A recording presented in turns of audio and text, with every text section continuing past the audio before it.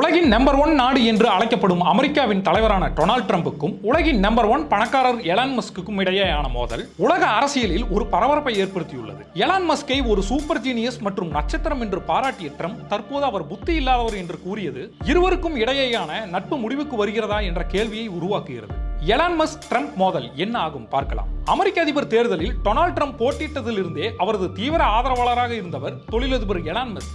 Elon Musk ட்விட்டரிலும் தேர்தல் களத்திலும் ட்ரம்புக்கு ஆதரவாக இறங்கி வேலை செய்தவர். 290 மில்லியன் அமெரிக்க டாலர், அதாவது இந்திய மதிப்பில் 2100 கோடி டொனேஷனை கொடுத்தவர். பல நாட்டு தலைவர்களுடன் ட்ரம்ப் பங்கு பெறும் கலந்துரையாடலில் அவருடன் மஸ்க் நிச்சயம் இருப்பார். பிரசிடென்ட் எலன் என்று கூப்பிடும் அளவுக்கு மஸ்கின் செயல்பாடுகள் இருந்தன. ட்ரம்ப் மீண்டும் அதிபர் ஆனதும் அமெரிக்க அரசின் செலவினங்களை குறைப்பதற்காக உருவாக்கப்பட்ட டாஜி துறையை எலான் மஸ்க் கவனித்தார். ஒரு தொழிலதிபரான எலான் மஸ்கை நேரடி அரசியல் நிர்வாக டாஜி அமைப்பில் கொண்டு வர ட்ரம்பின் ரிபப்ளிக் கட்சியை யோசித்தது.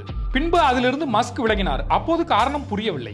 எலான் மஸ்கை கேட்டு பலவற்றை செய்து வந்த ட்ரம்பிற்கும் மஸ்கிற்கும் நட்பில் எங்கு விரிசல் விழுந்தது. ஒன் பிக் பியூட்டிஃபுல் பில் ஆக்டை ட்ரம்ப் கொண்டு வந்த பொழுது இது வரி குறைப்பை நோக்கமாக கொண்டது என கூறப்பட்டது. இதில் அமெரிக்காவின் சட்டவிரோத குடியேற்றம் அகற்றுவது, மின்சார வாகன வரி சலுகை நீக்கம் போன்றவற்றை அமெரிக்காவுக்கு நிதி பற்றாக்குறையை அதிகரிக்கும் கடனைத்தான் கொண்டு வரும் என மஸ்க் கூறி எதிர்த்தார்.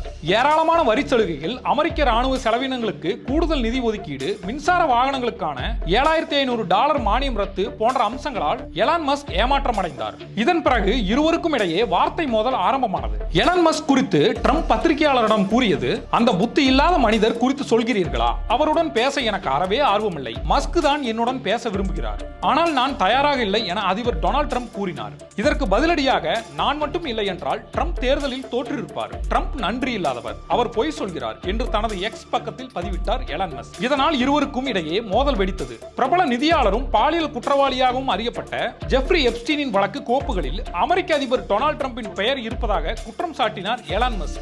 ஜெஃப்ரி எப்ஸ்டீன் கரீபியன் பகுதிகளில் உள்ள அவருக்கு சொந்தமான லிட்டில் செயின்ட் ஜேம்ஸ் எனும் தீவில் சிறுமிகளை பாலியல் வன்கொடுமை செய்ததாக குற்றச்சாட்டுகள் இவர் மீது முன்வைக்கப்பட்டன. ட்ரம்ப் ஜெஃப்ரி இருவரையும் தொடர்புபடுத்தி மஸ்க் பேசியது மேலும் பிரச்சனையை கிளப்பியது. ட்ரம்ப் பதவி நீக்கம் செய்யப்பட வேண்டும், அவருக்கு பதிலாக ஜேடி வேன்ஸ் நியமிக்கப்பட வேண்டும் என்று மலேசியாவை சேர்ந்த வலதுசாரி எழுத்தாளர் இயன் மைல்ஸ் சியோங் சமூக வலைதளத்தில் பதிவிட்டு இருந்தார். இந்த பதிவிற்கு ஆம் என்று எலான் மஸ்க் பதில் அளித்து பரபரப்பை கிளப்பினார். தனது எக்ஸ் வலைதளத்தில் புதிய கருத்து கணிப்பு ஒன்றை நடத்தினார் எலான் மஸ்க். அதில் அமெரிக்காவில் 80% நடுத்தர மக்களை பிரதிநிதித்துவப்படுத்துவதற்காக புதிய கட்சி என்று கூறினார். இந்த கருத்து கணிப்பிற்கு 80% மக்கள், அதாவது 56.30 லட்சம் பேர் ஆம் என்று பதில் அளித்தனர். அதனால் கட்சியின் பெயரை தி அமெரிக்கன் பார்ட்டி என்று மஸ்க் அறிவித்துள்ளார். கடந்த ஆட்சியில் ஜோ பைடன் கொண்டு வந்த மின்சார கார்களுக்கான வரிச்சலுகை ட்ரம்பால் குறைக்கப்பட்டது. 2 லட்சம் கார்களுக்கு மேல் விற்பனை வரிச்சலுகை இல்லை என கூறி மஸ்கின் டெஸ்லா நிறுவனத்திற்கு பீதியை கிளப்பினார். காரணம், அதற்கு மேல் அந்த நிறுவன கார்கள் விற்பனையாகிவிட்டது. ட்ரம்பை எலான் மஸ்க் இயக்குவது போல் உள்ளதால் மக்கள் பாய்கட் டெஸ்லா என கூறி வருவதால் அந்த நிறுவனத்தின் விற்பனை ஏற்கனவே குறைந்து வந்துள்ளது.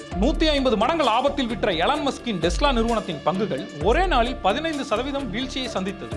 இதனால் முதலீட்டாளர்களுக்கு சுமார் 1,28,621 கோடி அளவுக்கு இழப்பு ஏற்பட்டுள்ளது. ஏற்கனவே பல நாடுகளின் மேல் வரியை போட்ட ட்ரம்ப் தான் வெற்றிக்கு காரணமான எலான் மஸ்கையும் விடவில்லை என கூறுகின்றனர். மக்களால் தேர்ந்தெடுக்கப்படாத ஒரு தொழிலதிபரின் இவ்வளவு அதிகார தலையீட்டை மக்களும் ஏற்றுக்கொள்ள விரும்பவில்லை. இருவரின் மோதல் என்ன ஆகும் பார்க்கலாம்.